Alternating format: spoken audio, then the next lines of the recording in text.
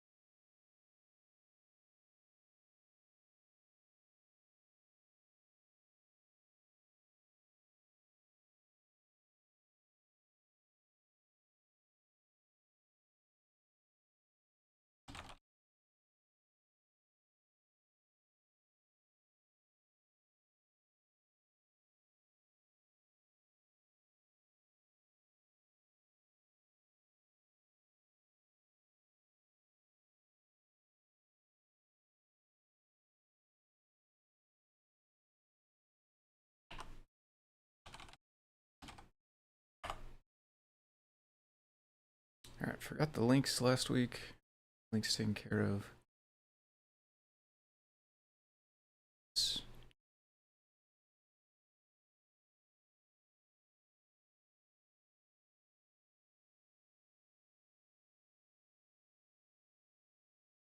All right, we are ready. One.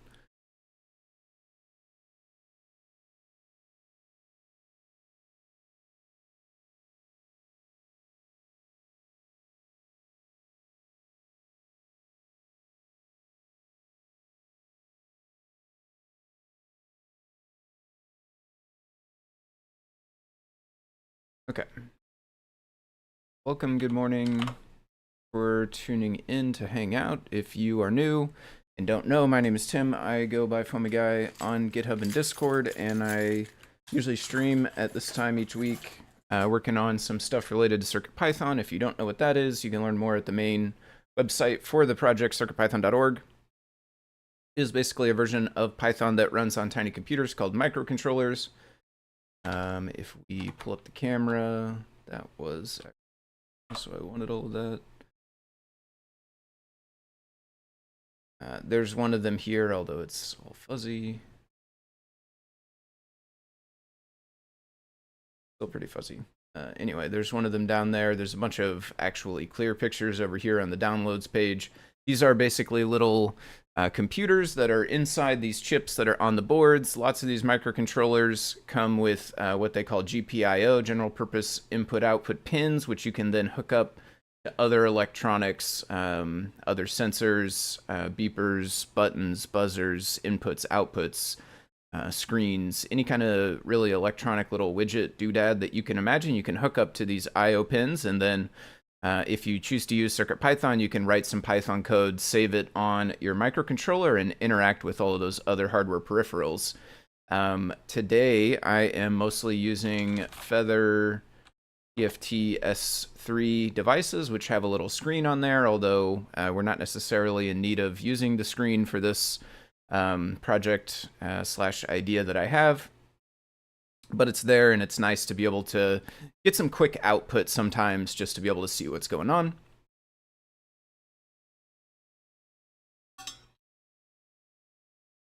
The other hardware I have today is all actually Adafruit hardware. So while we're there, let's say thanks as always to Adafruit. Adafruit is a hardware and software company based out of New York, and they design and manufacture not only different microcontroller devices like the Feather TFT S3 that I'm using, but also breakouts for other stuff that you can hook up to your microcontroller. In this case, this little XYZ color sensor is on a breakout. You can plug it in with a stemma cable. This is a very common form factor. If you're familiar with CircuitPython, you'll have seen these little boards before, most likely. This one can sense colored lights, essentially. And that is what I am going to use. This along with a... I will leave this page open in case we eventually want more details. I just have a NeoPixel 8 by 1 little strip here.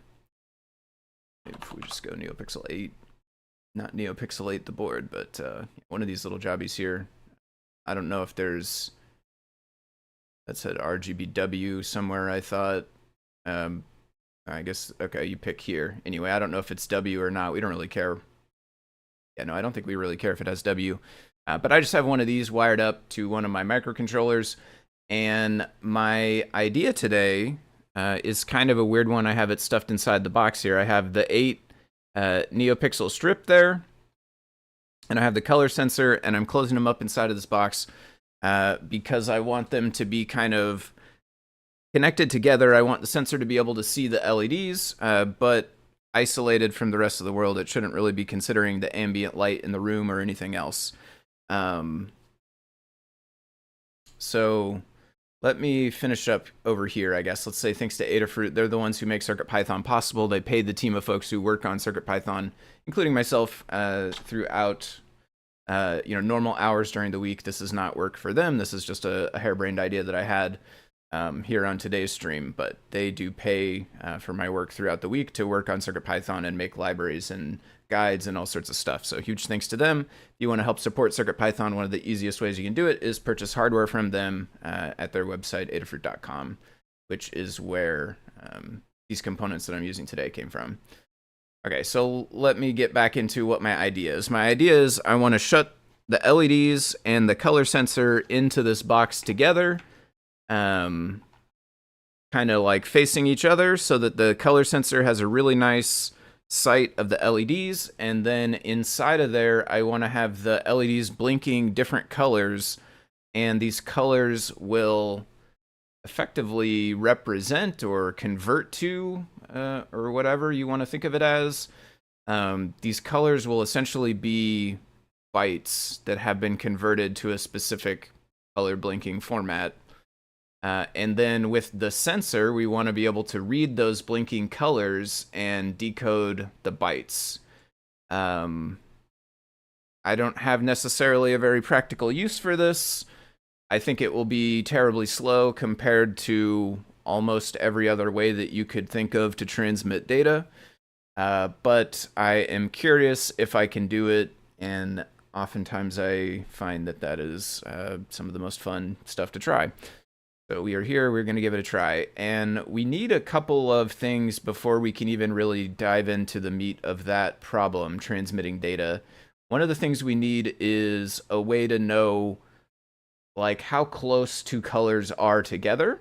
And in our case, colors are represented by an XY plot. One thing that's interesting, I don't have them facing each other too much right now.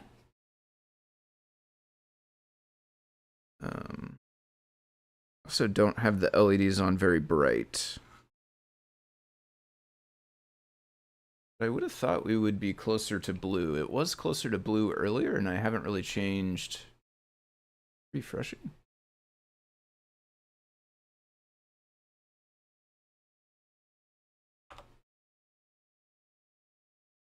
No, that convinced that actually refreshed.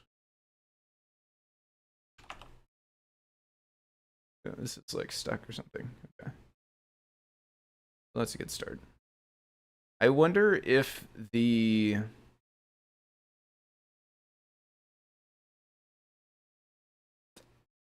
I wonder if the WebSocket's making it like it behind or whatever.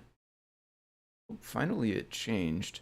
Like, I wonder if all of those WebSocket messages are stacking up and then the JavaScript is trying to deal with them and it's not doing it fast enough and they just keep stacking up, and then when I try to navigate away or do anything else, it couldn't because it was still doing all of that stuff. And now it's like refreshing and doing more things. Although it does still seem a bit confused about what it wants to be doing ultimately here. We never did a land on about blank, really.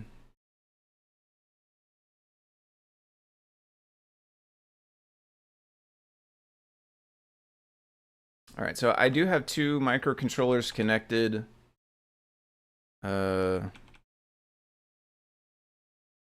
this one is the one with the NeoPixels connected to it.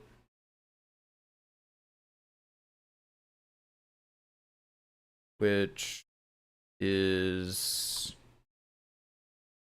honestly a bit less important to me right now, I think. Well, truthfully, the first thing we need to do doesn't really matter which one we do it on.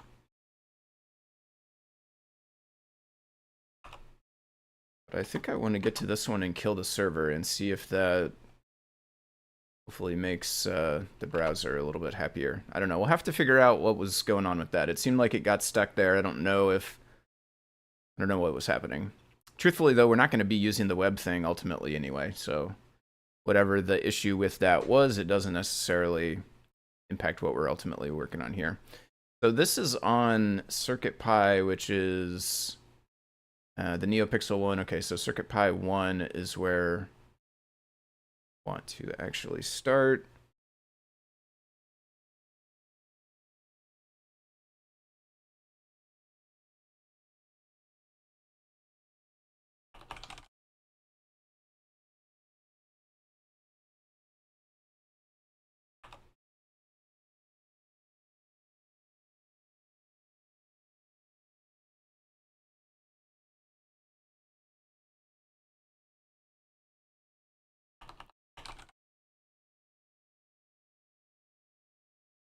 OPT WebSocket server is what that is.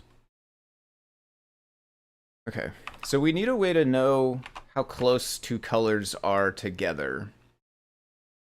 Maybe let's do away with the whole WebSocket server thing, but keep the simple test, which I don't have on this device.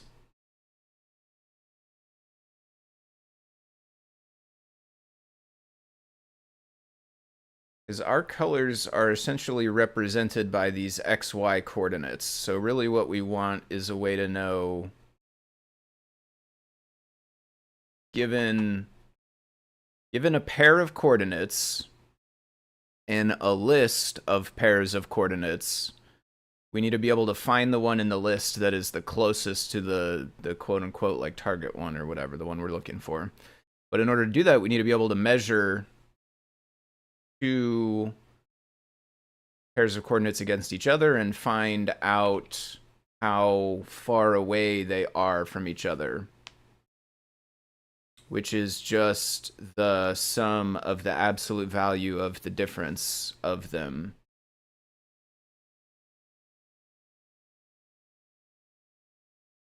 Okay, so that is back to rolling.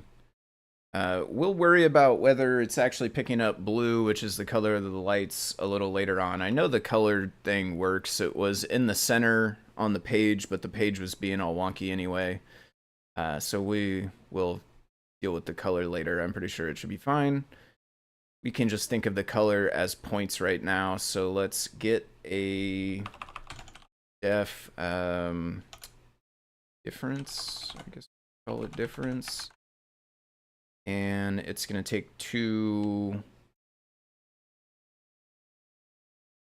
mean, they're 2 points if you want to think of them in the XY plane, but they represent a color. We'll call it color. Yeah, let's just do it that way. Color A, color B. Color A, color B are going to be assumed to be, let's say, tuples. We wouldn't want to use tuples.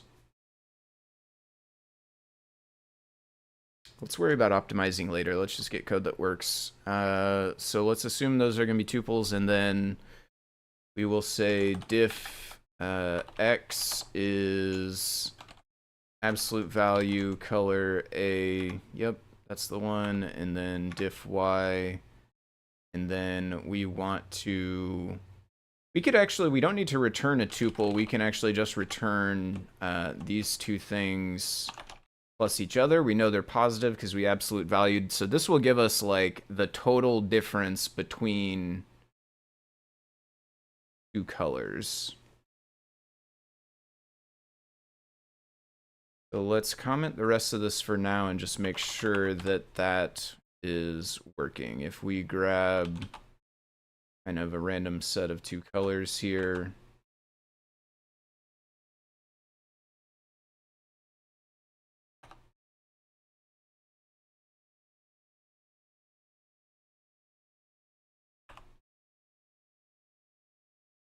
Let's do 0 just to make sure the base case works. That should just give us back C1, basically. Well, it should give us the sum of C1. We'll say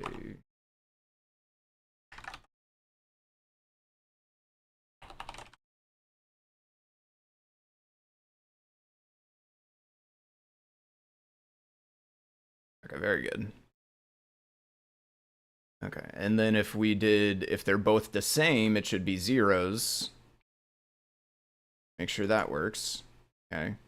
And then if they're different, it should tell me kind of like how far away they are. Change a couple, then we will get a value that is greater than 0. That represents how far away those two colors are. Okay. The next thing we want to do is basically get a list of these XY values which represent the colors we want to use. So I have, I thought of this idea the other day and I started kind of sketching out some of the parts of it that we need. One of the things we need is to know kind of the pattern that we're going to blink the colors. And what I have potentially settled on, what I have elected as at least the first thing to try is I have 8 different colors and I am going to have 3 blinks, like 3 colors back to back to back. So it'll go color 1, color 2, color 3. Those 3 things will blink and that will represent 1 byte. And then each byte will be assigned a different permutation of colors. And we actually have more than we need. And I'm hoping that that is going to let us use some that are advantageous to us for other reasons and skip some that are less so. But we'll see once we get there. I'm going to start with just letters instead of the entire list of bytes. So the permutations won't matter as much. We'll have more than enough for letters. But we do need, these are hex representations of the colors that I want to use. We need to find the XY parts of them. So I am going to go pixels fill colors 0. That is going to change the light to be white instead of blue. And on this one, I'm going to put back the code is doing this. And maybe we do want the server one for a minute, because it would be kind of nice to see it actually plotted.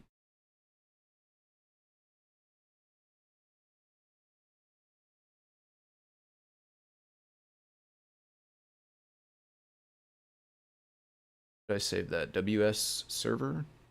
OPT WS server?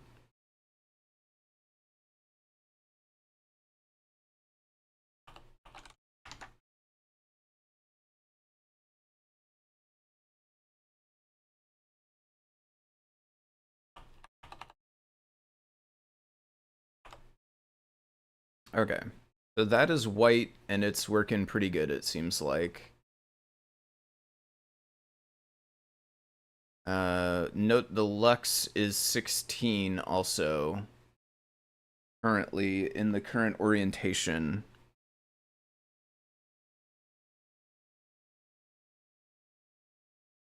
Move them.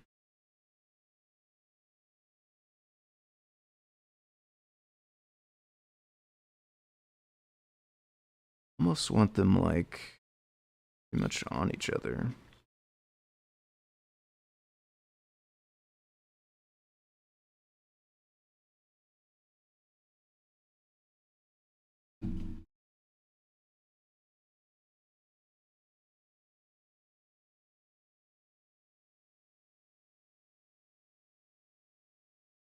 The lux got way higher because I moved it closer. We're gonna probably have to work out how to handle the lux, because the lux, we are gonna eventually, I think, want an off light state, so we'll switch when we get there. But these look like fine values for white. That server.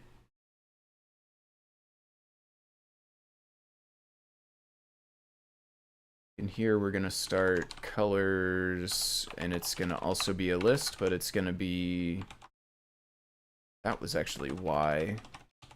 X on this side of it.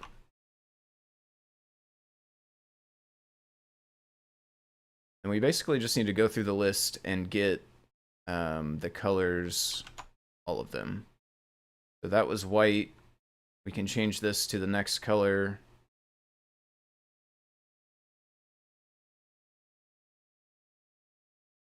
And do I just trust that they're going to come out correctly, or do I kind of keep going with the WebSocket server? Oh, I don't think we can import that again, actually. We need to start and restop. That looks good for red. I do have an orange. We'll have to make sure that orange is like sufficiently far enough away. I don't know if I can copy these while it's running. That's a problem. Oops.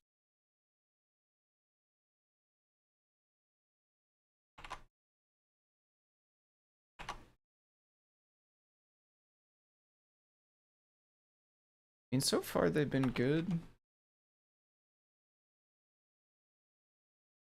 Hello.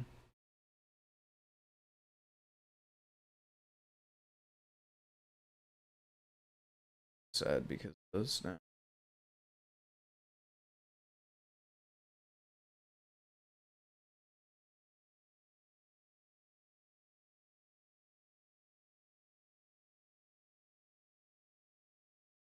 Guess, can I stop the log? Like, drill it? Freeze it somehow. I could freeze it somehow. Maybe a disconnect button would be nice, actually. Okay, that's yellow, though, and it seems fine, so we'll use that. Let's copy it.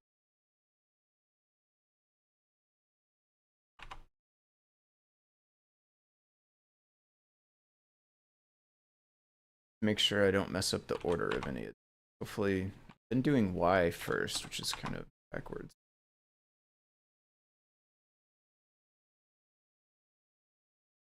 All right, that one is green.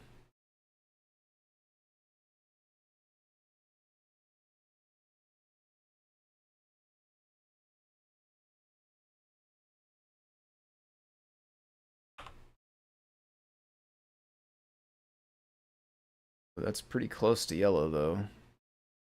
It's not necessarily ideal. Hopefully it's far enough apart that can still work.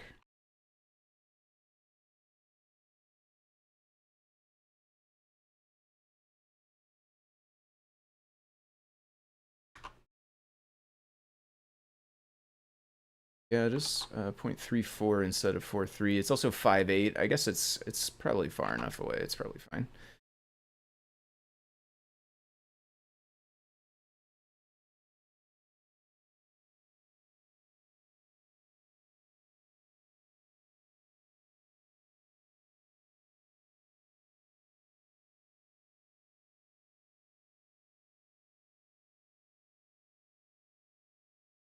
Teal now.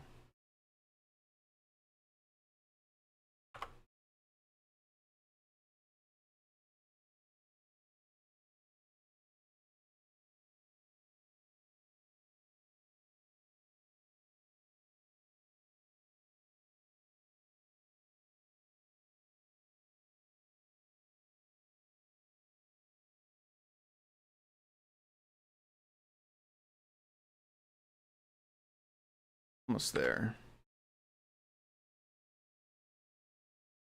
Now on blue.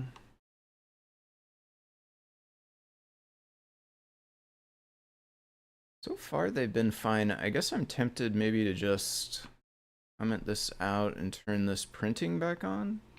And good with that.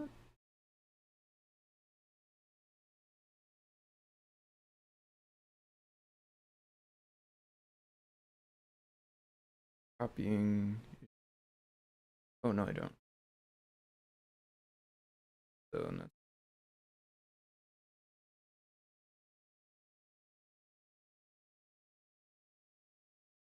Or if I took them from the right ones, hopefully they're. I got this.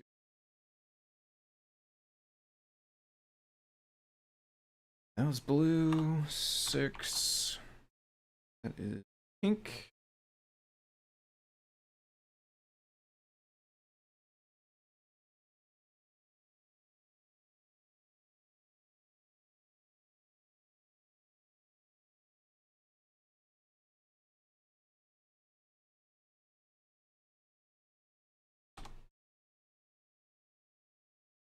Orange.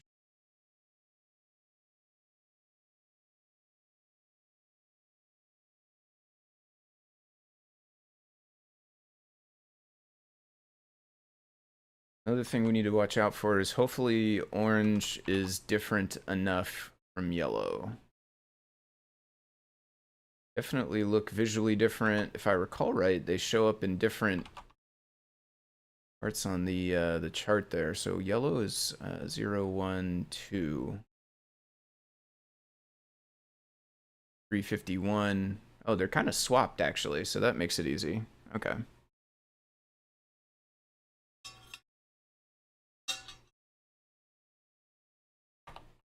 Okay, we have a list of 8 colors. So now let's, whenever we read a color, instead of printing this stuff, we want to find the one that it's closest to, and then let's print the index of that for now. So find closest, I think.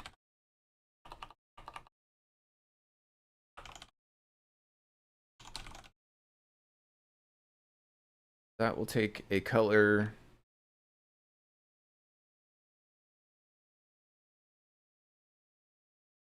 Again, will be one of these tuples, and we will go through the list. We'll find the difference for each one, and then we will take the difference that is the smallest.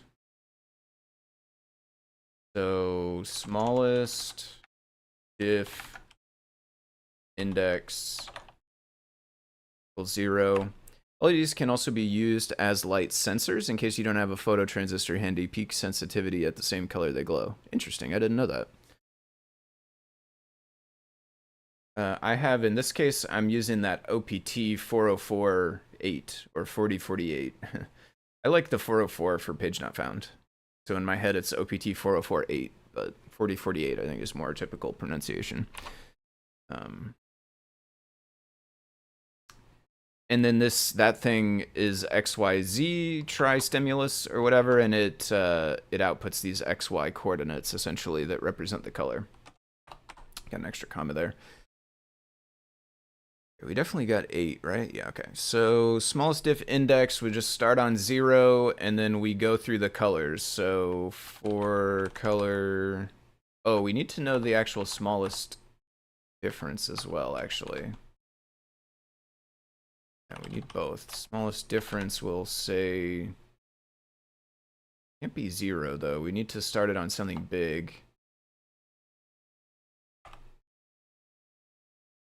Alright, so loop through the colors, get the difference of each color as we loop against the target color. That goes in difference. If difference, yep, is less than the smallest one, we want to set that to that. We want to set that actually to the index, which we don't have.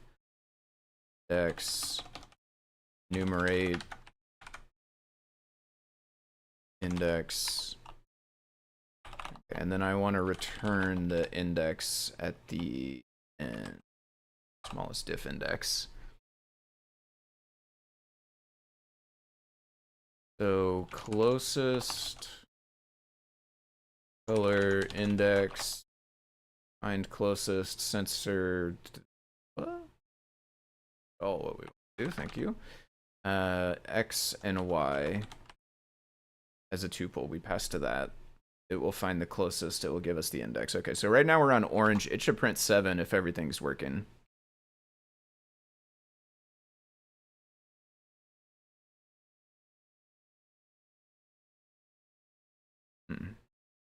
That's not ideal. Oh, I didn't print. Let's try that again.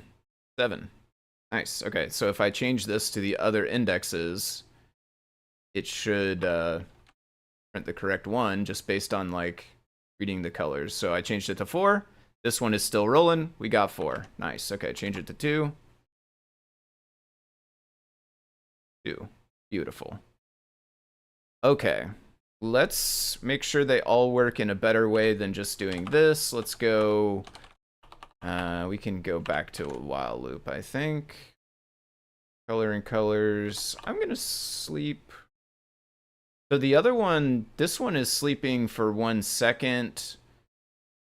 And right now,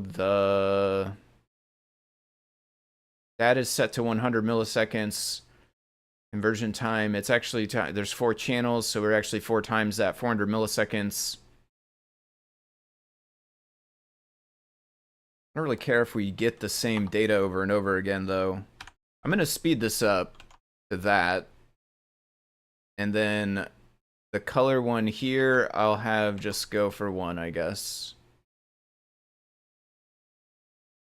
Okay. So it is weird that we're not getting multiple it does seem weird to me that we're not getting multiple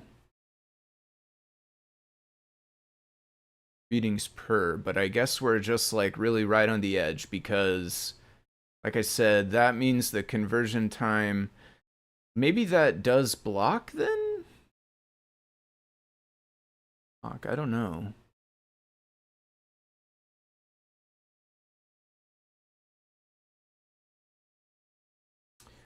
Let's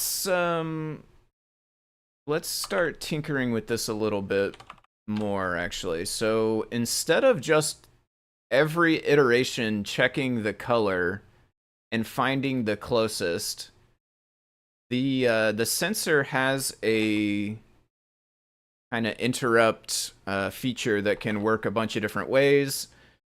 But one of the things we can do is we can actually say cur status equals sensor status, and then we can compare that against a bunch of stuff to find out things about the sensor, including whether or not there's a reading that's ready to go.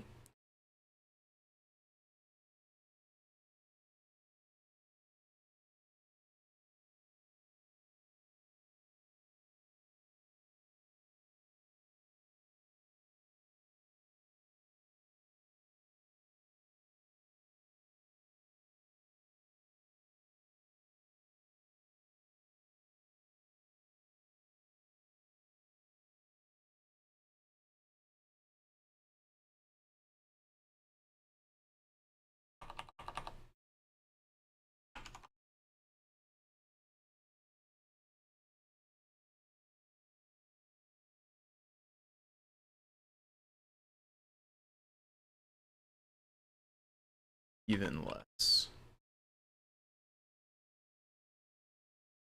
Put this in the wrong spot.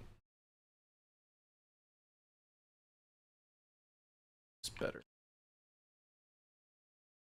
Grade, but so what we want to do is whenever there is a conversion ready, truthfully, we don't actually care about these. We don't really care about this one either. I guess we can print that. Ultimately, we'll take the prints out because the prints are going to slow things down. We'll leave it for now so we can see what's going on. So basically, we check the flags, and if there is a reading, if there's actually a conversion ready, so that means that it's ready to give us a reading, Then what we'll do is take the reading, print the closest one,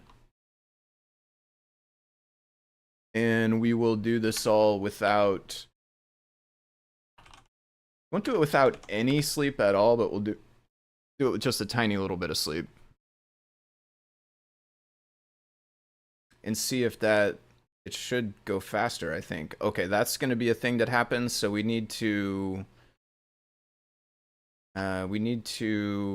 put a try catch around this.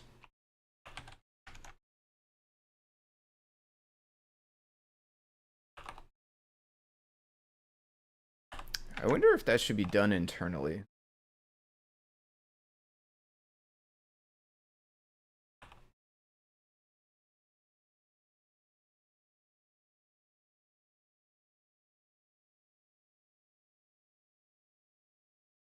Okay.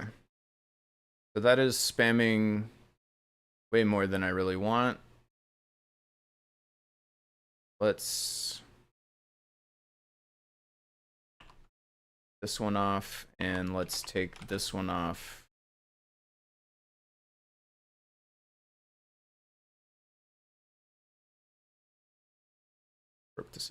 Oh, this isn't allowed to be blank.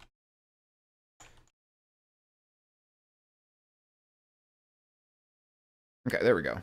So now it's telling us whenever there's a reading that is ready, and then we're taking the reading and printing the value. And in, oh, we skipped 1 there actually in 0. Interesting. Okay, let's turn the speed. Let's try to speed it up some. Because, like, for the most part, we're staying in order here, but, like, we went 7, 6, and then 0. Which is not good. 7, 4, and then 0. What happens at the end of 7? And is orange, white. White, well, but white is 0. So when it first turns to white, it gets messed up. Maybe we shouldn't use white. Can I squeeze out an 8th color that's not white?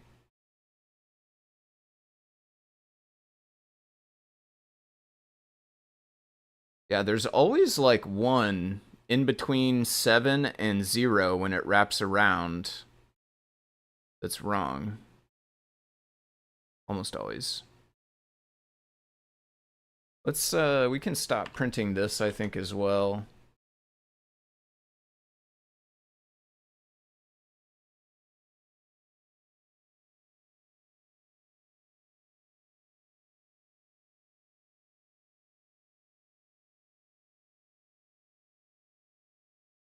But yeah, it's kind of like a problem area between 7 and 0. Between 6 and 7 there, we got a wrong reading as well.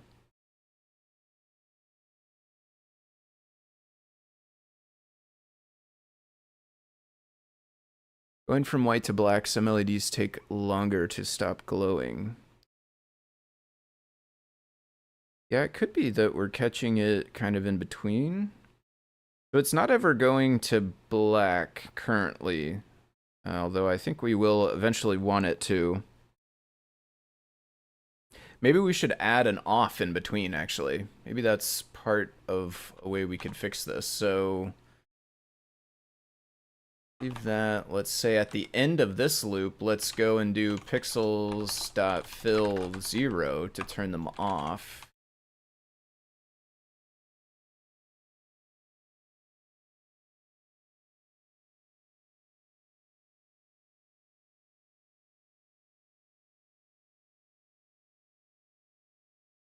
Okay. Did get 3 out of order there. 0 got all messed up. Okay, well, but during the darkness, I think that's okay, actually. Because what we could do is also check the lux. Because when the LED is off, the lux will be really low.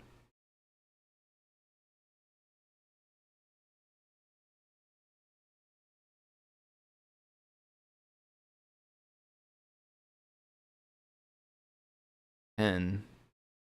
So it looks like the lux is 10 when the LED is off.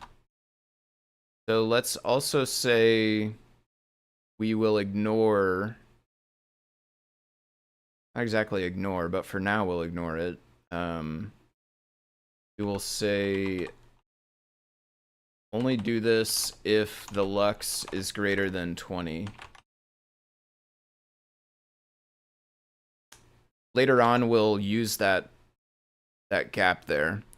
Sorry, I missed the first half hour. No worries. Yeah, not a problem at all. So 0 is not off. That's correct. Yeah, 0 is actually white.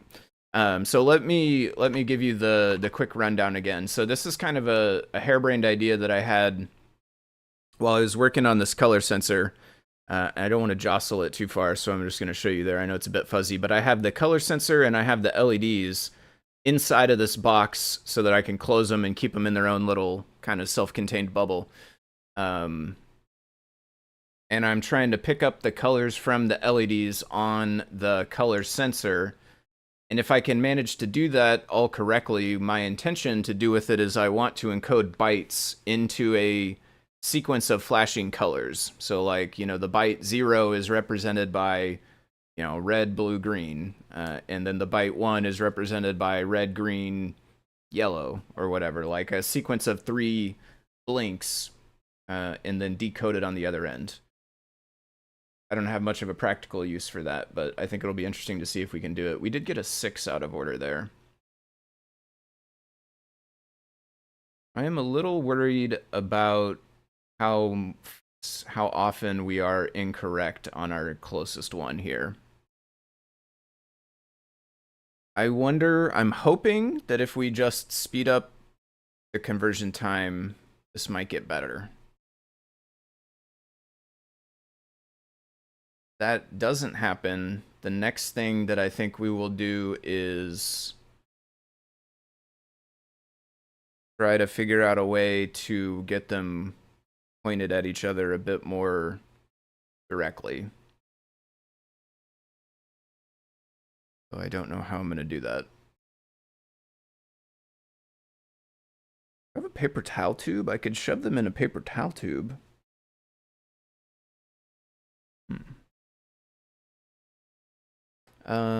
Yeah, times. Let's get the times.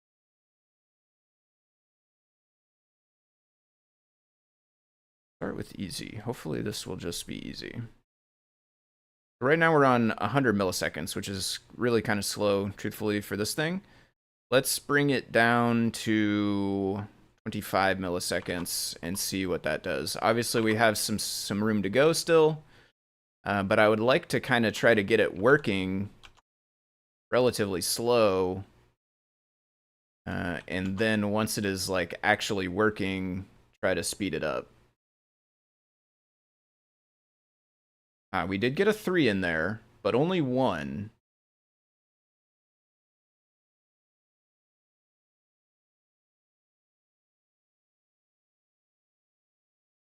And overall, it's much better. Yeah, I'm pleased by that. Overall, it is a lot better. We kind of like filtered out some of the noise by getting our readings done faster. So I bet we were kind of on those in-betweens. Some of those, we did get a 4 there for the 0. I wonder how the lux was. Let's print the lux in addition to the index.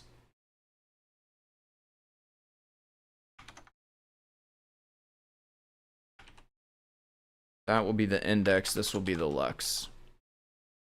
I would definitely have black between the symbols or some other sync mechanism. Yeah, I think I've been first color, longer than the other 2. That's an interesting idea. So what I have thought of is I think, so like I'm going to start with letters first, not the full range of bytes. And so we have a lot of extra permutations to play with. And I haven't run the math to know if it will actually transfer to bytes or not. But my inclination is to say, to like make a built-in rule. So right now I'm planning three flashes, and there's 8 different colors. So 8 to the 3rd is my total number of permutations, but I want to throw some out. I don't want to have repeats, right? I don't want to have red in a flash. Or or blue blue or green green or whatever. So getting rid of repeats. The other thing that I might get rid of is only start on certain colors and only stop on certain colors. So I have a total of 8 colors. I could say I only start on the first 4 colors and I only end on the last 4 colors. And the ones in between, the one in between, since I only have 3 flashes right now, the one in between can be any of the 8 colors as long as it's not a repeat of the one that came before it or the one that comes after it. And that way the code can know, like, hey, I saw an ending color. I know it's an ending color because it's, you know, it's one of the colors that's allowed to be an ending color. And then I saw a starting color. Therefore, I know that we just transitioned to the next byte. 7 colors? I have 8 colors because I count white. Well, and then eventually off is like a concept that's not a color, but off will hopefully be distinguishable as well. And I may put an off blink in between, but I may try to rely on that starting colors, ending colors thing. We'll see if we get in trouble on that road or not. But yeah, basically I have these 8 colors in hex, including white as the first one.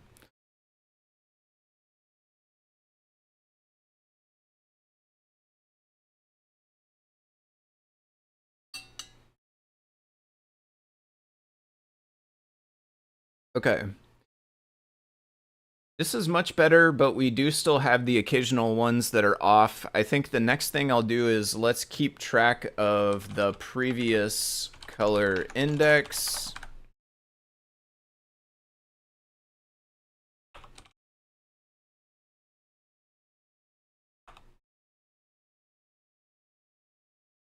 And let's also do this only if the... Well, no, we can't do this here. Actually, we'd have to just make another one of these. So only print when it changes, not every time we take a reading.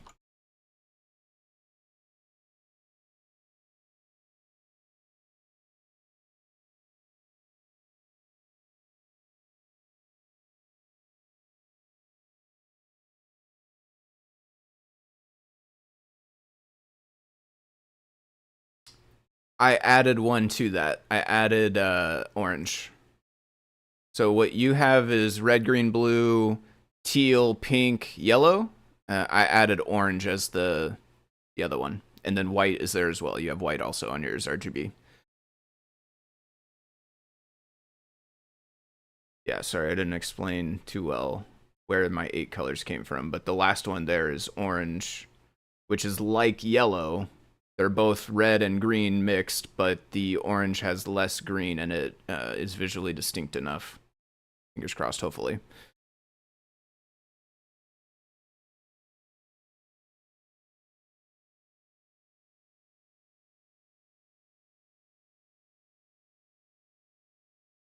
So the transition right now between 0 and 1 looks to be the problem point. Doesn't always go bad, but it does sometimes go bad.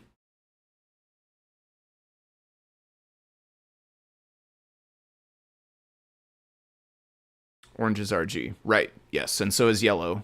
But I have distinct ones, right? The yellow has more green than the orange. And the color sensor can hopefully tell them apart, even though they both are comprised of red and green.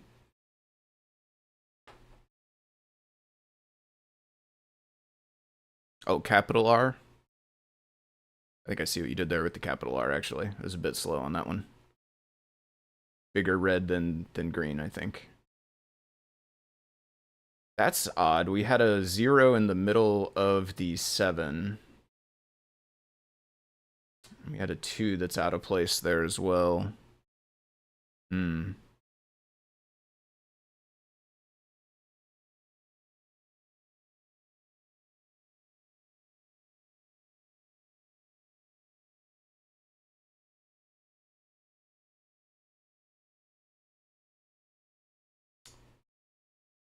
Hmm.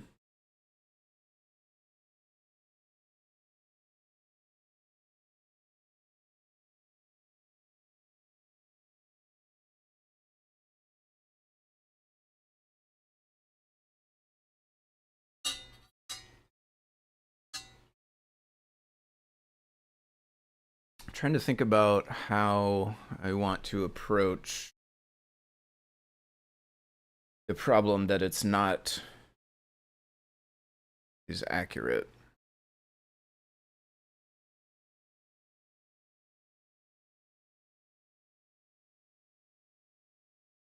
No. Which numbers are lemon and orange? Orange is the last one, index 7 in the list of 8. And then yellow is, I think, index... Second, we need to ban this person. Kill Twitch there. Yellow is index 2. So that was the other thing, is I put them so that they're intentionally not next to each other. Although I don't, maybe that doesn't matter. Yeah, the order of this doesn't really matter that much. But maybe one of the things we could do is, like, maybe yellow is a starting color and orange is an ending color or something. Sure. But yeah, I think this is not quite accurate enough, right? These are, every time we get one of these, we would be interpreting it as the wrong color, and that would totally wreck our data. So we either, like, trying to decide, like, is there a way I can make it more accurate, or does it need to, like,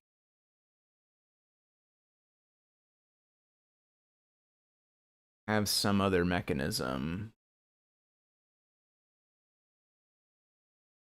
that can help filter out bad data?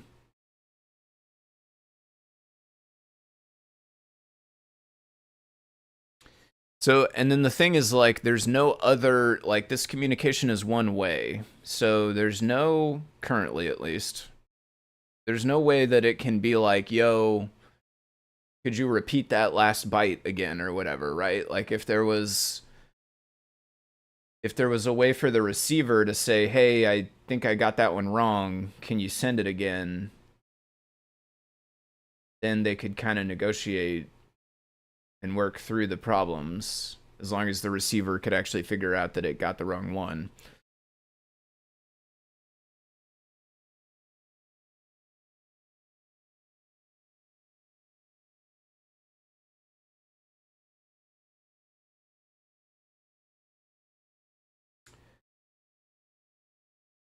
So I wonder what the nature of my problem is. I wonder if it is reading in the in-between times.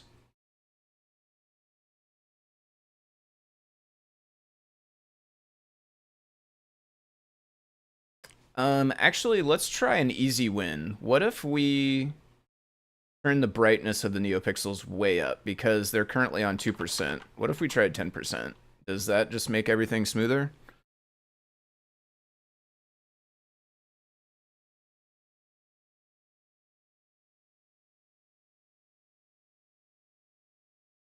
Hmm. Still got a 3-2 there.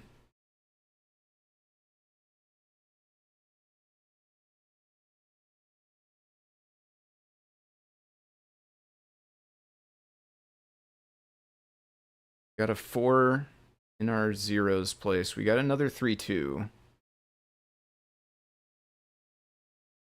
So maybe we should move yellow and green further apart, but we can't, like, guarantee that they won't come one after the other. Well, I mean, we could if we choose not to encode data with them next to each other.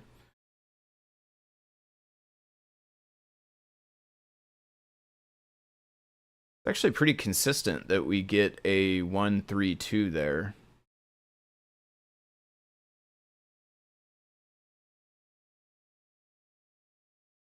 It's kind of odd. Recently joined, how about an additional color at the end that would be like a checksum of the previous 3? So that's kind of what I was thinking, but then I don't know what to do. So, like, if the checksum doesn't match, right now the receiver has no way to tell the sender that it didn't match. I guess I could hook them up in some other way, but kind of the core nugget of this idea is transmitting the data over the colors and not having any other connection, right? Because if I could run UART between them and they could talk to each other, then I could just transfer the data over UART. Or there's a dozen other ways I could connect them somehow. You know, I could even just put an IO pin or something that's like toggle high whenever it thinks there's a problem or something. But in my vision, it was a isolated thing, kind of like. So really, this idea kind of grew out of a is it called an optocoupler? I don't know if that's the right name, but there's a little electrical component that's pretty much like a light and a light sensor inside of a box together, and it makes it so that you can have one circuit that can control another circuit without them being electrically connected. So if you have a high volt circuit and a low volt circuit, but you want to do some crosstalk, you want the low volt circuit to be able to trigger something in the high volt circuit, for instance, one of the ways you can achieve this is with this optocoupler, maybe is the name. I'm not sure if that's the right name, but this component will essentially let you, you'd have a light sensor on the high volt side, you have a light on the low volt side. The low volt side can turn the light on, the light sensor can know the light's on. And that lets you transfer this sort of like information from one circuit to the other, but keeping them electrically isolated. Okay, nice. Optocoupler is correct. So this is like that idea of optocoupler, but instead of just on-off or brightness range, I want the colors and I want to be able to encode the bytes in them. I don't have a practical McCall joined over on the Discord. I don't have a practical use for this though. This is like, I want to see if I could do it. Okay. Well, okay. So for one thing, actually though, the lux is way higher now.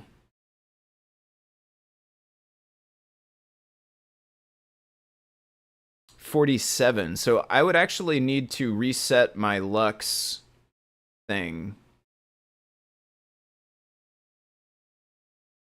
And I guess we would probably need to go through. I wonder if the brightness changed the XY values.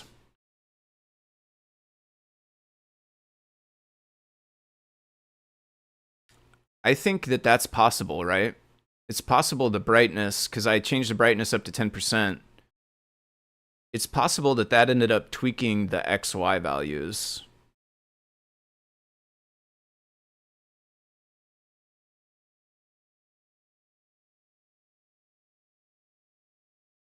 Maybe that's part of our 132 problem. Also, I think some of our problems around the reset area are because of our logic that said greater than 50 or 20, actually. So that's never going to trip because they're always greater than that now. Even when the light's off, which is actually weird. Maybe the box needs to be closed more, actually. Actually, that should, like, the darkness should just be the darkness, right? It shouldn't. We have 3 channels, red, green, and blue, through the same fiber. Yeah, that's kind of, this is a very similar, like, fiber network. Definitely factors into this idea as well a bit.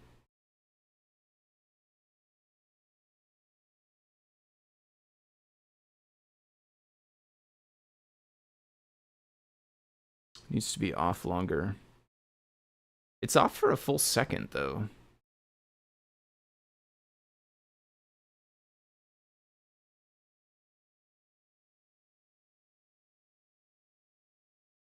I actually think it might be catching the off correctly. I know I started to say a minute ago that it might not be. We could raise it still.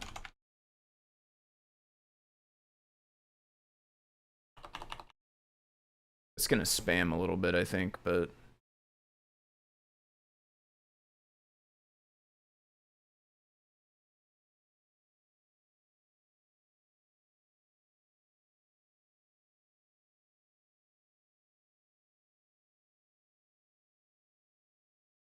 There we actually caught what we thought was orange in between white and red. Kind of makes some sense, truthfully. It is getting below 20. I thought that it wasn't. I said out loud kind of made the insinuation and or said pretty directly that it wasn't, but I was wrong when I said that. It actually is. I thought it wasn't though.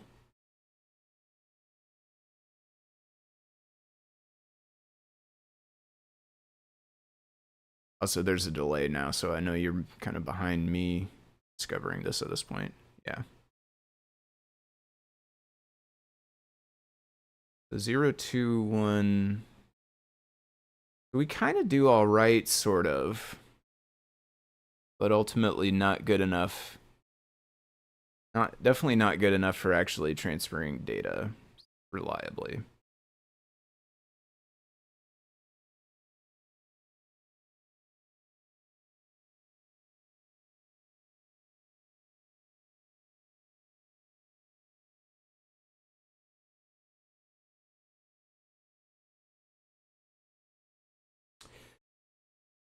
Do I have a sensor on both sides of the connection? Can both sides detect color? Right now I have only one sensor. So I don't have one on both sides. I mean, you could theoretically give both sides color. Like, you could theoretically give both sides neopixels and both sides a sensor, and then they could talk to each other. They'd have to know, like, you know, one side would have to turn off all the way to let the other side talk. But they could presumably navigate that inside their little box.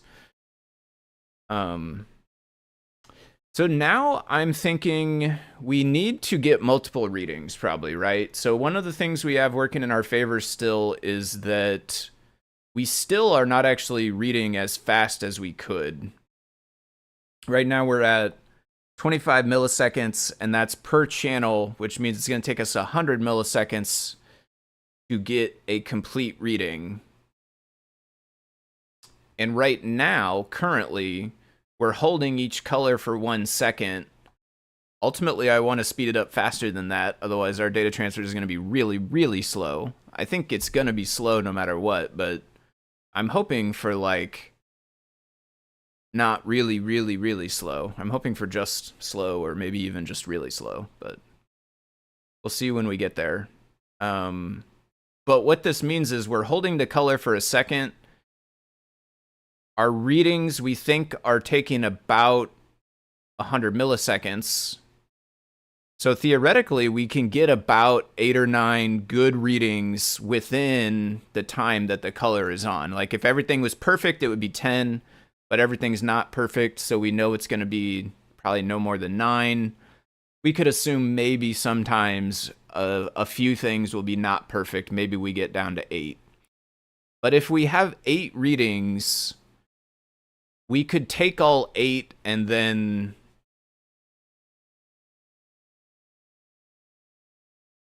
use the one that comes up most, but we still have to do something like...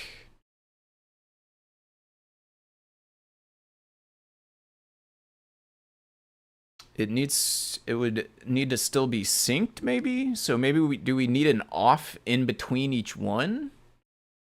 So if we said, like, color... So I've been thinking, like, color, color, color, and then off. And then color, color, color, off.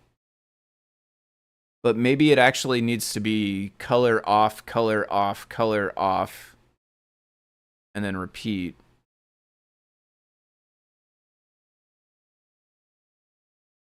Does that help us, having an off in between?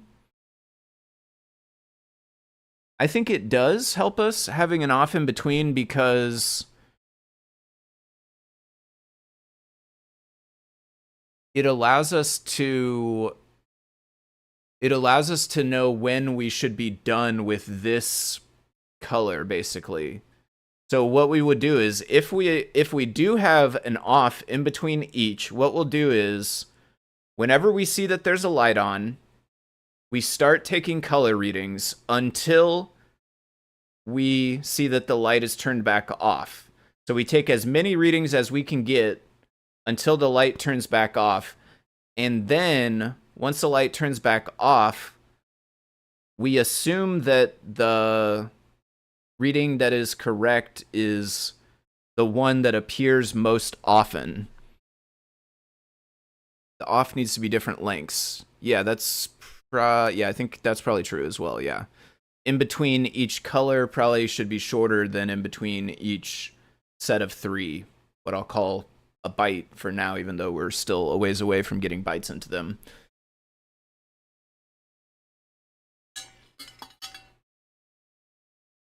Okay. Let's see if we can set that up. So right now we are, let's change this to go off in between each one. So we go fill with the color. Let's say fill with the color for 1 second, then turn off for like a third of a second. Let's see if that's enough or not. I don't know. Yeah. Yeah. In fact, let's actually start there as well, actually. If I understand correctly, now it's like color transmitted UDP. Yeah, pretty much. Yep. I'll do the quick rundown. That's basically the idea. I have LEDs from one microcontroller and then a color sensor back there from the other microcontroller. They're inside their little box so that, you know, the ambient light doesn't leak in and mess it up, hopefully. And I want to have the one with the neopixels able to encode data into a series of blinks, and the one with the receiver to receive those blinks, decode the data back out of there. And so UDP is very similar, especially because it's one way, and there's no guarantee that it got it correctly or at all. But when it works, it does work. And that will be kind of similar, hopefully, to where we can end up with. I'm going to take my hoodie off real quick. I'm kind of getting warm.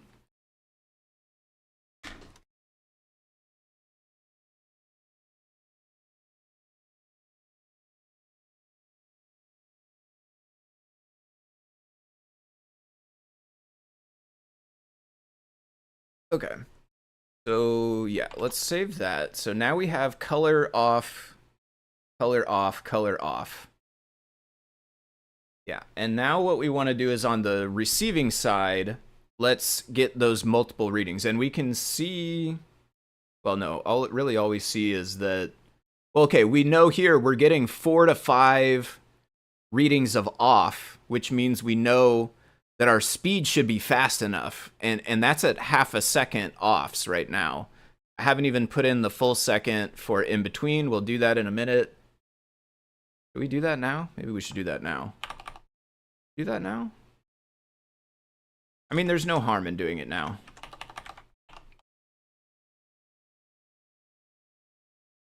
So one thing is, though, this would actually make it so there's 1.5 at the end. Do we care about that enough to, like, make it so the last one doesn't? Let's cross that bridge when we get to it. So on the receiver, let's say I'm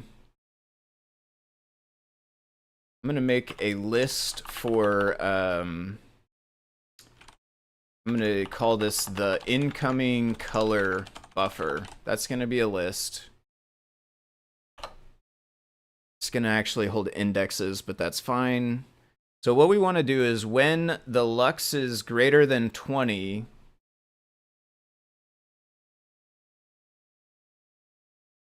do we need a Boolean or not? I don't think we do. So if the lux is greater than 20, meaning the light is on, we want to get the reading. This logic goes away for now. We want to put that reading into the buffer. So incoming color buffer, append the reading that we took. Okay. And then when we fall back below 20, we want to, that's when we will take the, that's when we'll decide on the color. So we're like building up a list of potential colors. When we fall back below 20, i.e. the light turns back off, that's when we want to do that. So, whoops. I just randomly opened some Python docs. And we already have the else here, but we need to say else if the length of the buffer yeah, if there's things in the buffer, then we want to get the one that appears most. Is there an easy function for that? Python find list value that, can I just say mode? Python find, is that right? Mode? No. Mode, mean, mode. Mode. And mode of list.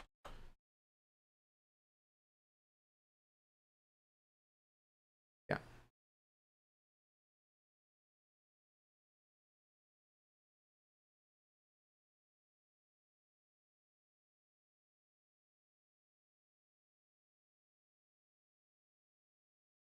Make a set out of the list. And then call max with a key count. That may work, but I'm not going to use it because I don't understand it. Most common statistics, SciPy stats, mode. Do we have that? We have SciPy a little bit, I think, right? From ulab, or let's say, yeah, no, from ulab import SciPy. Ooh, maybe not. Okay, yeah, no. Signal special linear algebra and optimize. Okay, we don't have stats.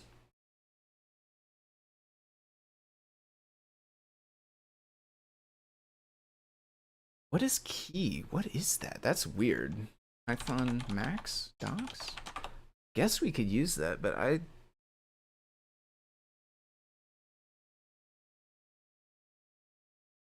return the largest item in an iterable or the largest of two or more arguments. If one positional argument is provided, it should be an iterable. The largest item in the iterable is returned. If two or more, then the largest positional is returned. Okay, so it can take a list or it can take multiple arguments. That we don't care about. There are two optional keyword-only arguments. The key argument specifies a one argument ordering function like that used for list.sort. The default argument specifies an object to return if the provided iterable is empty. Okay, that part we don't care. Default, we don't care. We're not going to have that.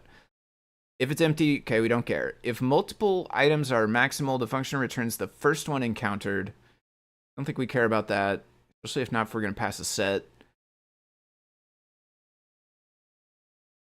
So the key is a function that orders. It's a function that orders the list. Okay. Okay, so it's going to call count. Count is a function on array. It must return the number of items that are in the array given one of them. You give it a value and it tells you how many times that value appears. So, yeah. Okay, I guess we'll use that. It's a little bit janky. You know what we'll do? Let's just wrap it in a very thin veneer of making me slightly happier. Mode will take a list of values.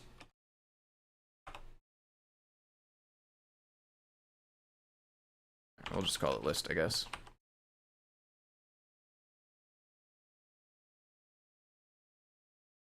Okay. So if there's more than 0 things, then what we do is find the one that appears most. So most common index is the mode of the incoming color buffer. And after we do that, we want to empty that back out. Very much. Thank you. And then we can go ahead and print it. So let's say print the most common index. And we'll just leave that there for now.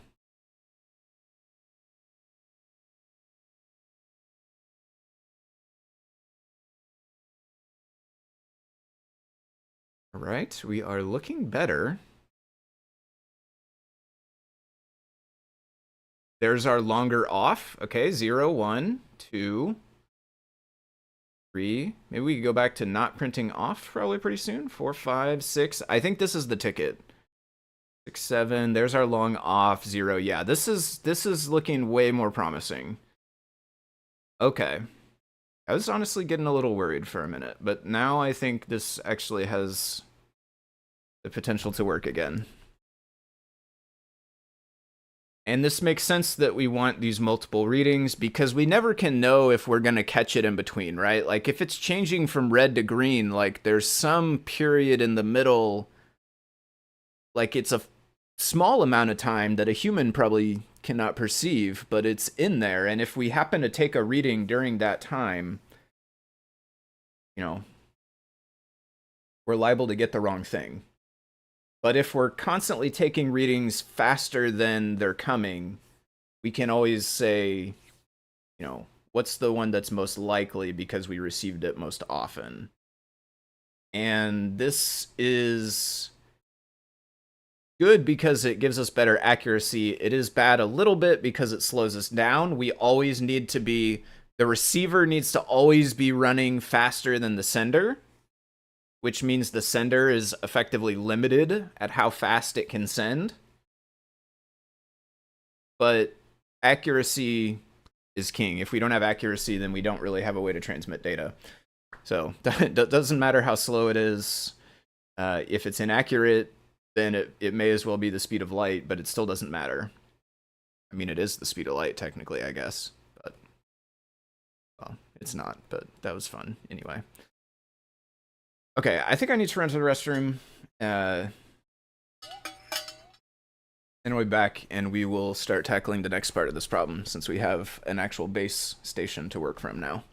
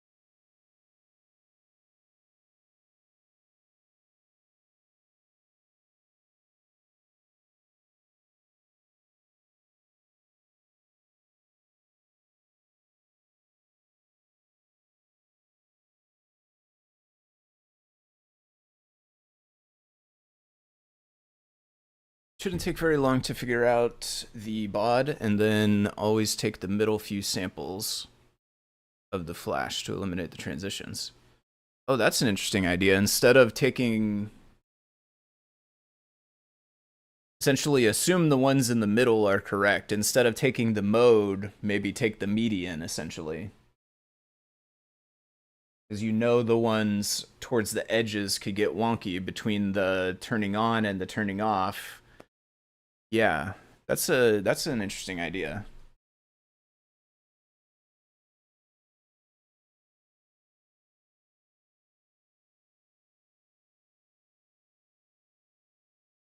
We might not need the longer pause at the end, actually. Since we have a pause in between each color, and we're now successfully grabbing the color, the receiving side can count colors as well, right? So it's going to be like, I received a color, okay, that's 1. I received another color, that's 2. I received another color, that's 3.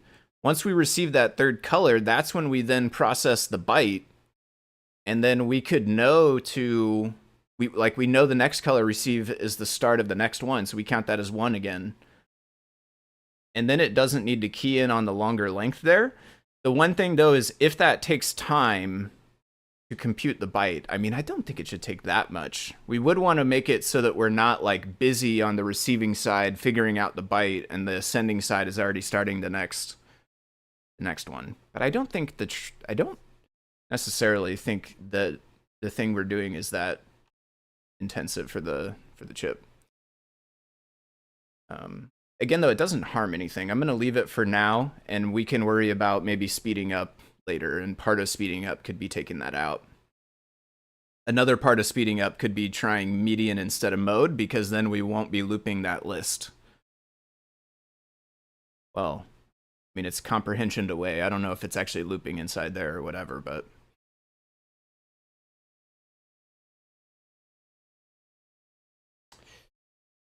Okay, so let's...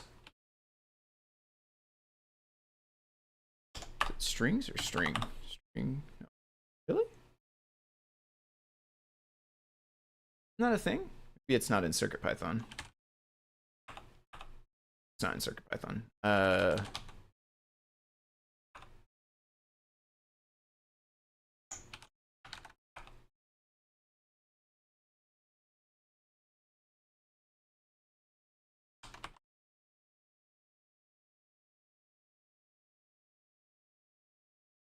Okay. I'm going to start with just letters. Ultimately, I want to transmit all the bytes, but I'm going to start with just letters.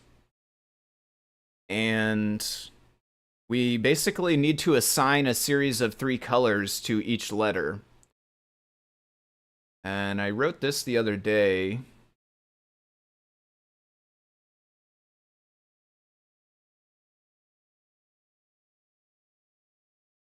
If the first color is always pure red, green, or blue, then the rest any color except the previous. Oh, there's a good idea. Yeah, essentially like starting, I guess, I mean, that kind of goes, it's similar to like what I was saying before, where there's like designated starter colors and designated ender colors. And that way you know that there won't, actually the repeats, I don't know if we care about the repeats anymore. Like the reason I got rid of repeats before, like I didn't want to have red, red, for instance, but I was imagining not having the off in between.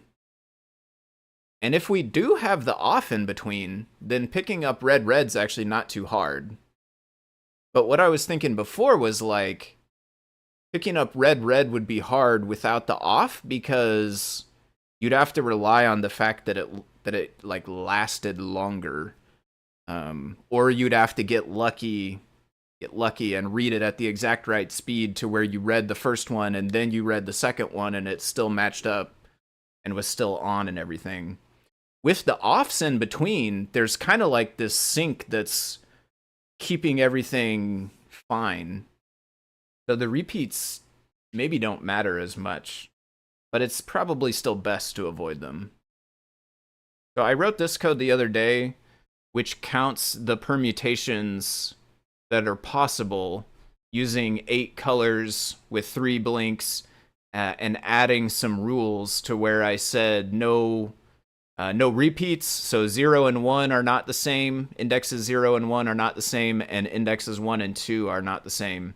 I have not added any rules for first digit, last digit in this, but I think that's fine for now.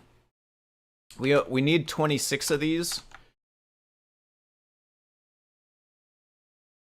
Is that, I don't know if I did this right, so I'm also going to length that and make sure that it's actually 26. Oops, I need to run this. I tried to Control C, Control D. Okay.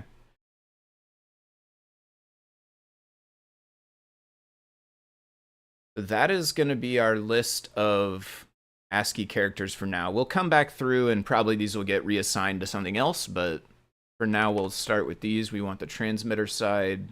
This is the transmitter side, isn't it? Do we want?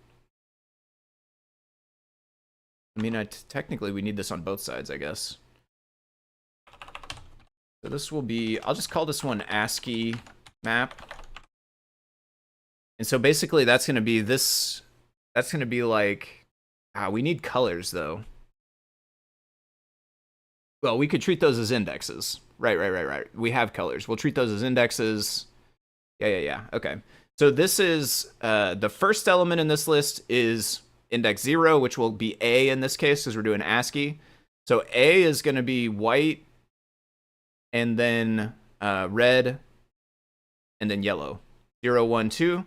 Those will be indexes here. So that will represent A. B will be white, red, green. And then this goes through that whole list. so let's make some data.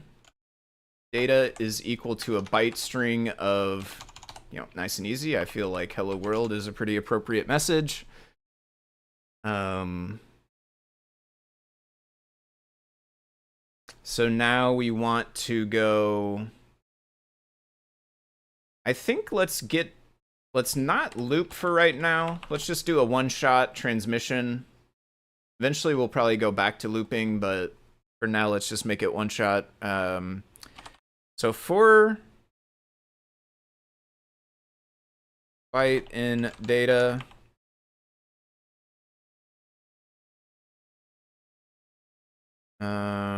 ASCII index is equal to byte minus 97, because that was where the little a was at we saw a minute ago in one of these things. We want to basically offset to get to where little a is 0 instead of 97. There's that, and then now we can get a value out of this. So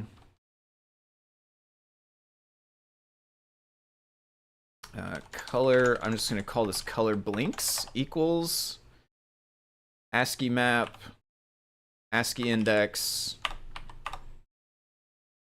and then for blink in color blinks, pixels dot fill colors at index of blink. Yeah, let's say for index in color blink. So then do that, and then we said before we were going, I'll just keep the same speed for now. We'll say on for a second, then we will turn off pixels dot fill 0, and we will stay off for 0.5, and then what we'll do is each byte we will also do the longer one again. I think eventually we could cut this and I think it should still work, but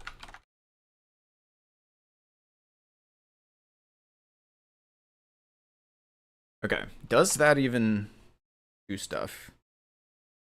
So white, yellow, green, long pause, white, red, pink, white, yellow, orange, white, yellow, orange. That was wrong a second ago.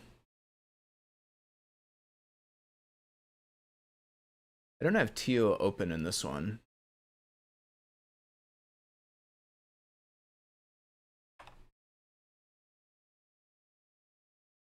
White, yellow, green. White, red, pink. White, red, pink. Oh, we're not going in order. We're not going in order. I'm like, what? Shouldn't the next one be also white, yellow? Because it's 0, 1, 0, 1. But obviously we're doing hello world now, right? So, yeah. Okay. I'm back. So that was probably correct. Okay, so that should be, I think that should be transmitting. So on the receiver side now, what we want to do is we also want an incoming byte index, an incoming byte buffer. So this one is going to hold up to 3 values, and these values are going to be indexes into the color map, into the color list, I should say. So those are going to be indexes within this, 0 through 7. We also will want this big mapping here.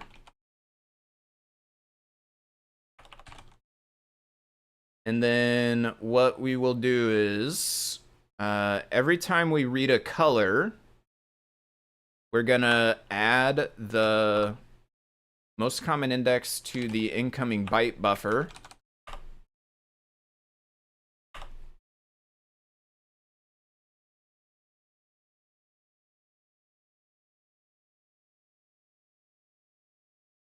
let's do the clear first, and then this. I don't think it really matters, but okay, so we add that to there, and then we go and say if that is at 3, if the length of the incoming byte buffer is equal to 3, we know we have gotten 3 colors, which means we have a full byte.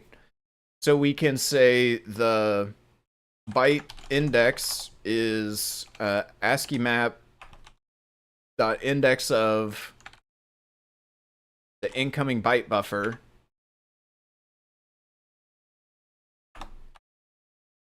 We want a incoming message. I'm going to just also make that a list. So incoming message, that's going to be now incoming message dot append byte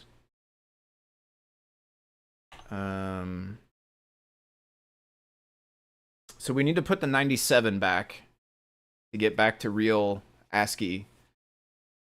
So we could append byte index plus 97. How do I convert it to a byte though? I want the list to be bytes, not ints. Can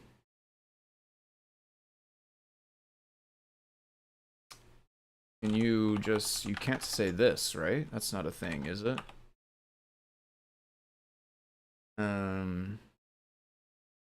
It's like int dot 2 bytes, and then you could give it, well, we want to fit, yeah, no, that should be, that gives you a byte. Okay, so I want to say incoming message is append int dot 2 bytes. No, don't do any of that, just 2 bytes, not from, that's not even the right thing. Okay. That's on me for just accepting the thing. So 2 bytes, the value is the byte index plus 97, and we want it to go to 1 byte, a single byte. We're going to put that in the incoming message. How do we know when we're done on this side? Other than just waiting for the, so right now it's a single blast. We almost need like a fin, right? We almost need an ending packet that's like, this is the end of the transmission.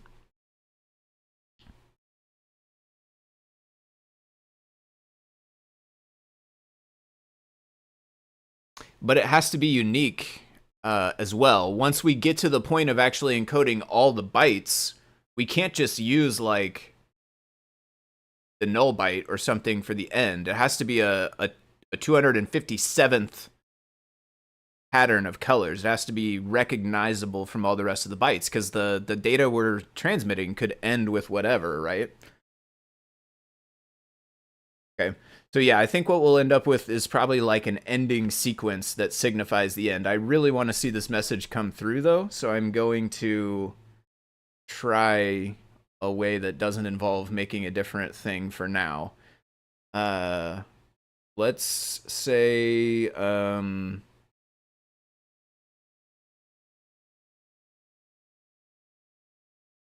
let's just say,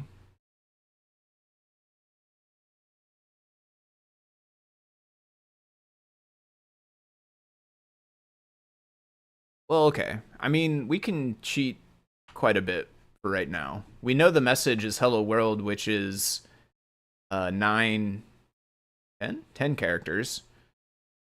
We know it's 10 characters, so let's just say if the length of the incoming message is 10. Yeah, obviously that only works with this message, but if it's 10, then let's just print the entire incoming message. Although I would like to... Can you convert a list of bytes into a byte string? Python convert list of bytes into byte string. What?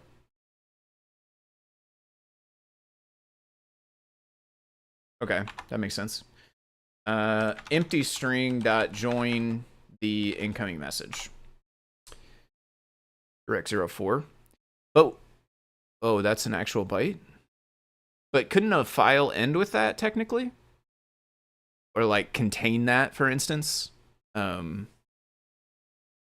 is that like illegal for a file to have that byte in it?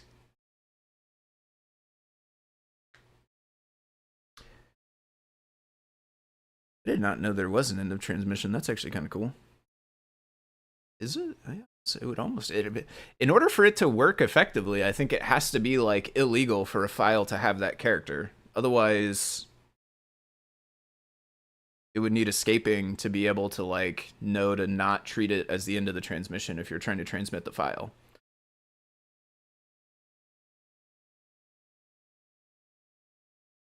Okay.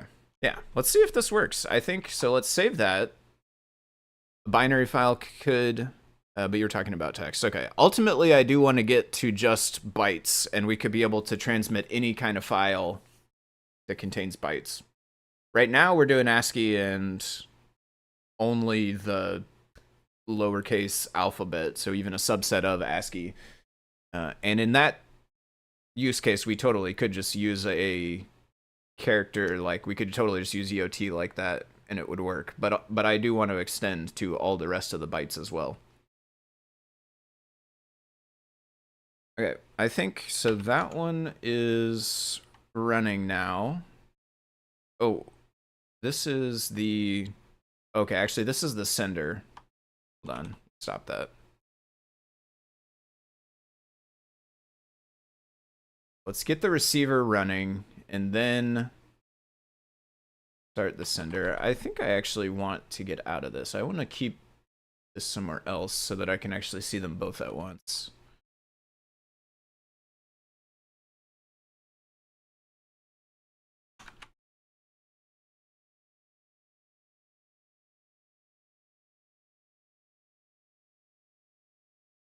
All right. Oh. That didn't go very well.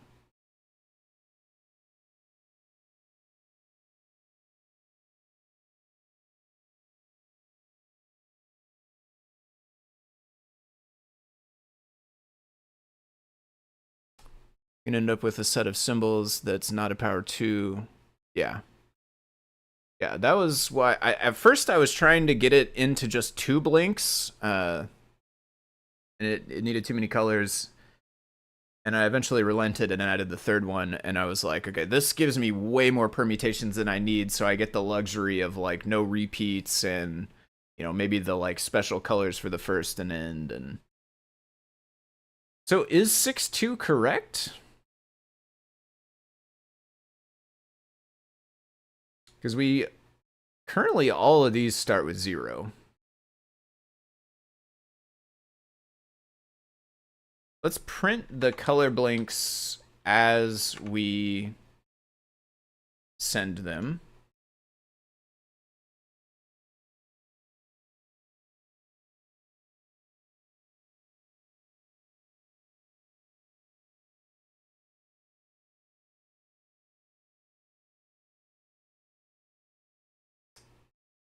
Is there a problem where at the very, very beginning we get the wrong color because could there be a fluctuation between on and off for just a second? 023 is what it's trying to send. Okay, 023. That time we received it correctly. 016. There we go. 016. 027. 027. Long 0, 2, 7. That must be our 2 L's. 034. Here we go. 4, yes. 046.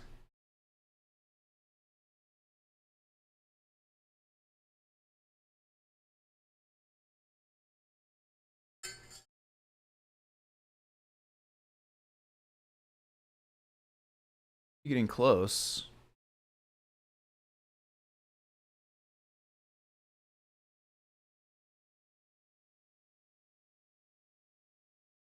All right, that finished, but it never printed. Or at least I didn't see it.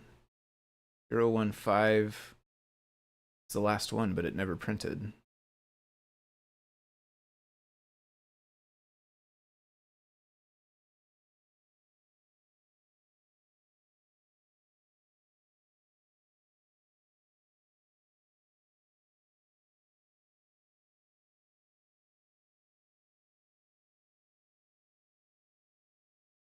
Is it not 10? Wrong? Coming byte is byte buffer length is 3.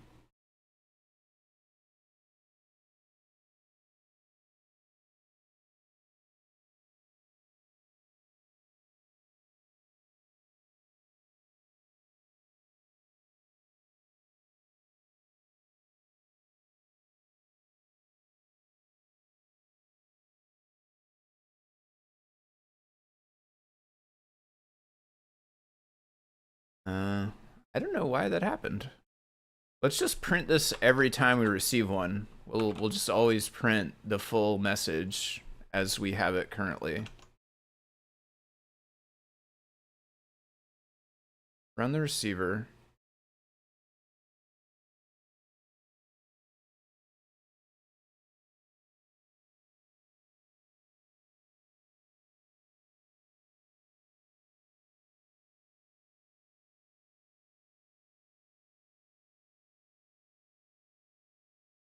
Is this different though?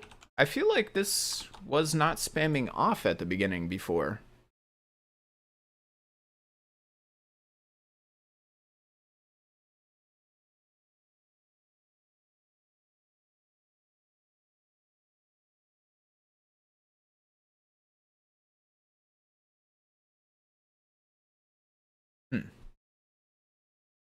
I don't know. That's weird. I don't think that was doing that before.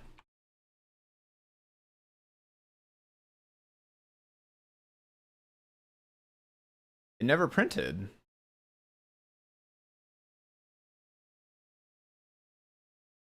Why did it never print?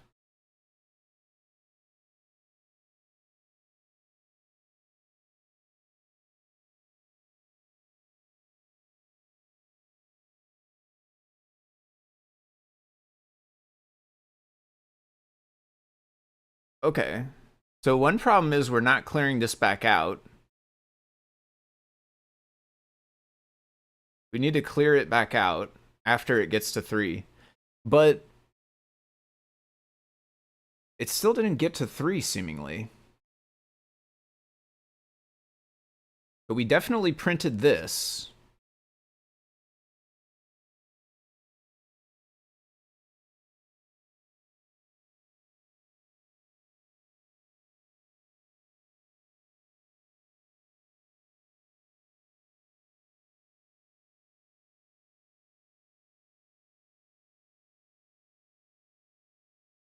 I don't understand that. You definitely want to do that. But why would this not be on 3?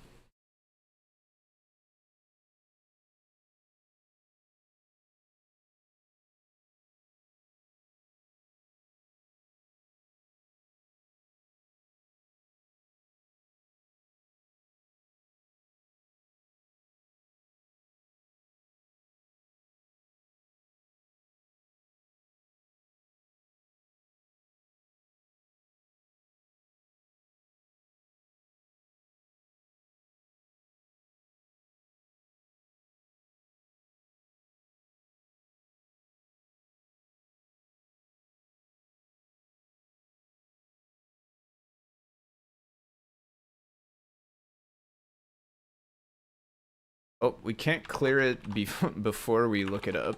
That's going to be a problem. Okay, we actually got inside of here this time. Ah. Oh, I'm being so silly. Oh my goodness. Okay, that probably worked fine. Just didn't actually print it.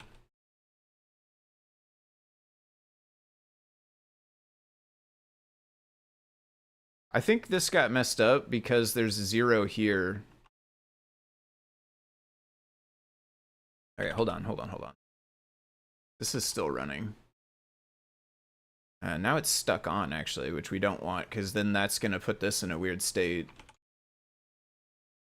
Need to make sure to stop it while it's off. Okay. Start the receiver, then start the sender. There we go. Maybe I should have left the other print on, because now we do have to wait until the full end again, but more fun this way, I guess. If this one fails, then I'll go back and put the print the message on every byte.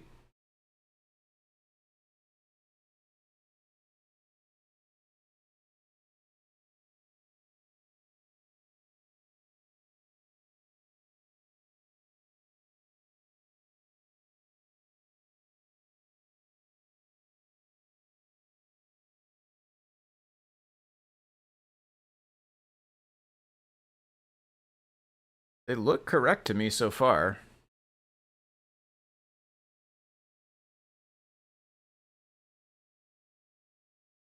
Nice, there it went.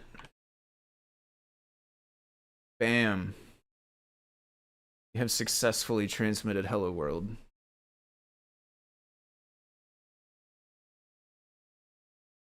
And received. Okay. So that's pretty cool.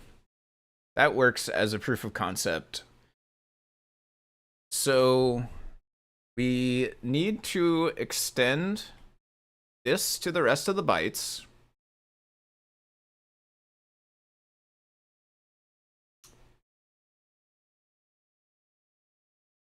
We also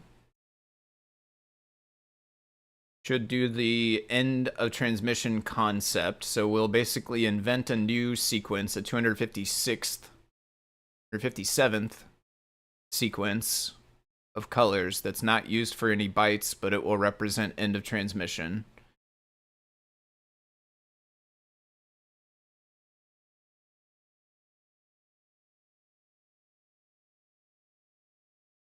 And then really the only logic that changes is the mapping is different and bigger.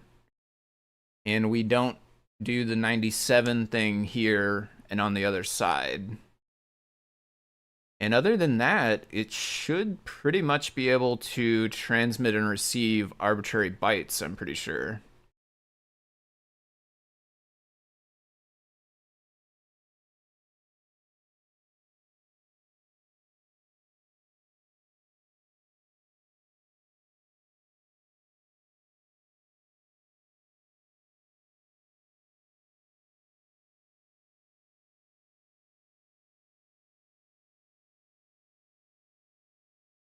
Let's see how much faster this could work. If we did like 1 millisecond on the receive side, I think let's skip printing off. We know the off thing is working, so let's skip that, because now this is going to be faster. So we don't want it to just spam off a lot more. If that was 1 millisecond, and then on the sending side, could we speed this up considerably to like, could this be something like 0.2 and 0.1 and 0.5? Or is that bridge too far? I'm gonna save them. They're gonna both save at the same time. Oh, actually, they're in the REPL. Okay, so that one started going. That's fine. Oops, I need to get it to where the light's off. There we go. So start the receiver, then start the sender.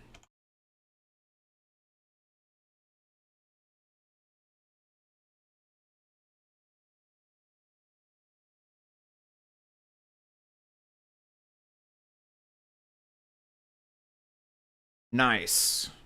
That went much faster. And we still got the correct data. That is awesome. And I think we still probably have room to speed up potentially. But I'm not positive. it would be worth checking how many readings did we get.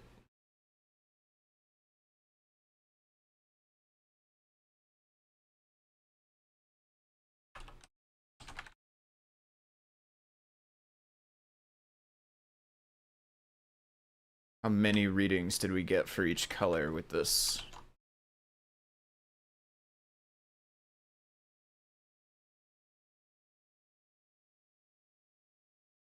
Ooh. Oh, okay. Yeah, yeah. So honestly, we still have room to speed up. I think we only need probably like 3 or 4, if that even.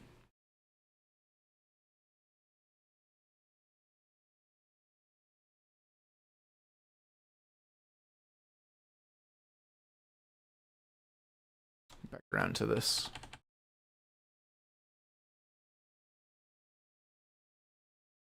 So we're getting like 6 to 10 readings. This one was low. That could actually be a problem. Not sure why that one was so low. We might have gotten failures in there because we added that try catch, and it does occasionally, like, the CRC fails and then it doesn't get a reading for that iteration, basically. Let's try twice as fast again and see if that is too far. So if that's 0.1 and that's 0.05 and that's 0.25, does it still work? Start the receiver, save the transmitter, and that. Some of them are length 1, which is not good. Yeah. That might be too fast.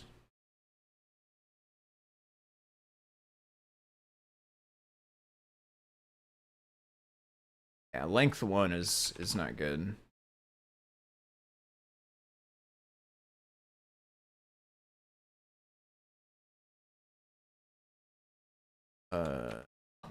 Actually, that's really.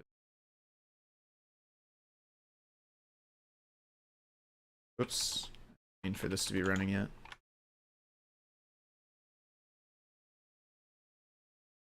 Length 85.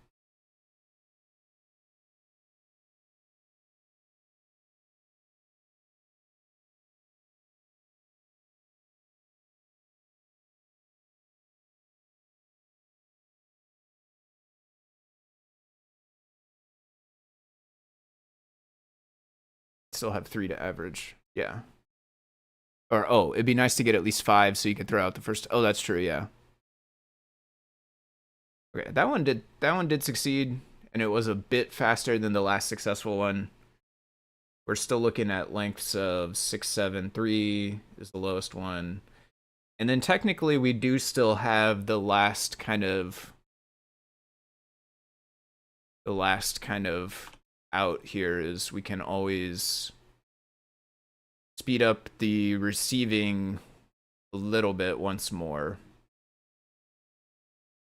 But this is as fast as it gets.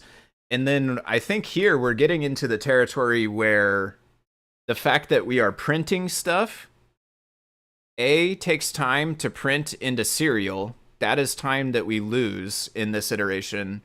And B, both of my devices are Feather TFTs, which means every time we print, we're not only sending it to serial, we're also updating the terminal, the tile grid that's on the screen. That also takes time. So we're actually losing those 2 chunks of time with this version. I bet you we could consistently get a bit faster by not printing at all. Because that would mean the screen doesn't update and the serial has no message. Could I show what it looks inside the box? Yeah, definitely. Oops.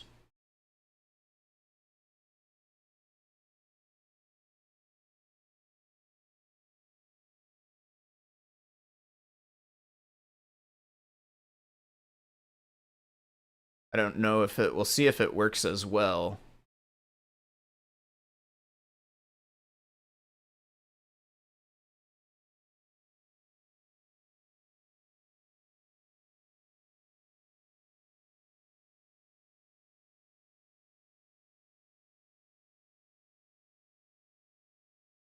Jostle it too far.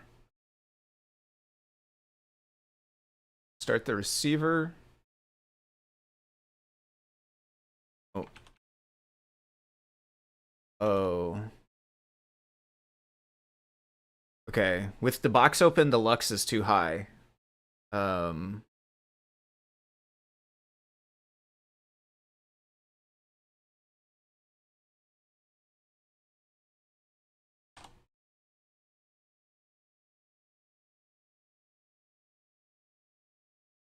Okay, maybe that'll work. We'll see.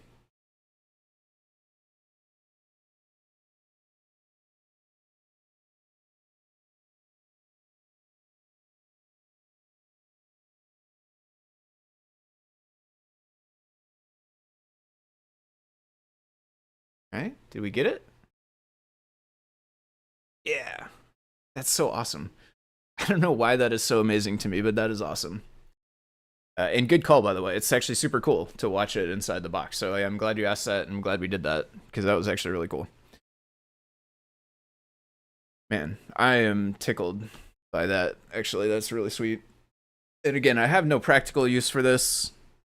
I don't think it's particularly useful at all, but it was an idea that kind of got smashed into my head while I was working on this driver.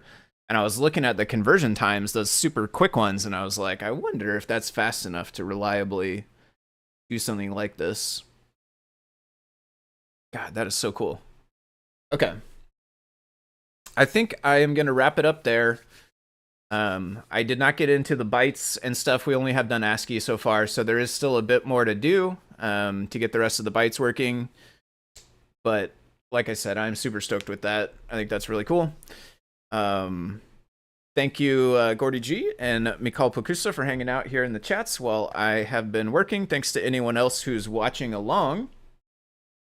I should be back next week at the normal time, so deep dive on Friday afternoon, 5 p.m.